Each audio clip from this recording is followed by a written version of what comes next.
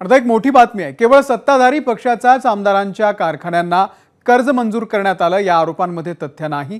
आमच्याकडे जे प्रस्ताव आले त्याची पडताळणी करूनच केंद्राकडे मंजुरी पाठवण्यात आले होते। अजित पवार यांनी ही एबीपी माझाला माहिती दिलेली आहे। ज्या प्रस्तावांमध्ये त्रुटी आढळलेल्या आहेत ते प्रस्ताव फेटाळण्यात आल्याचं देखील अजित पवार यांनी सांगितलेलं आहे।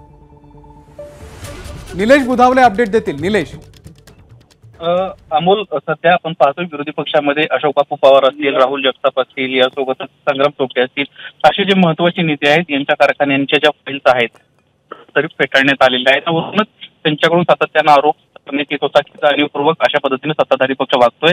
जे विरोधी पक्षात आमदार आहेत, नेते आहेत, त्यांच्या कारखान्यांना निधी दिला जात नाही, जाणीवपूर्वक त्यांच्या फाईल फेटाळल्या जातात। याला आता अजित पवारांना स्पष्टपणे उत्तर दिले। अजित पवारांचं स्पष्ट म्हणणं आहे की असा कुठलाही प्रकार आम्ही केलेला नाही। ज्यांच्या प्रस्तावांमध्ये त्रुटी आहेत ते प्रस्ताव आम्ही फेटाळले आहेत, ते प्रस्ताव मागे ठेवलेले आहेत। उलट ज्यावेळेस महाविकास आघाडी सरकार होतं त्यावेळेस तत्कालीन सत्ताधारी पक्षानं जे विरोधात असणारे नेते आहेत, मग त्याच्यामध्ये राधाकृष्ण विखे पाटील असतील, हर्षवर्धन पाटील असतील, यांच्या कारखान्यांच्या फाईल ज्या आहेत त्या पेंडिंग ठेवल्या होत्या। आम्ही मात्र असा कुठलाही प्रकार केलेला नाही। धन्यवाद निलेश या माहितीबद्दल।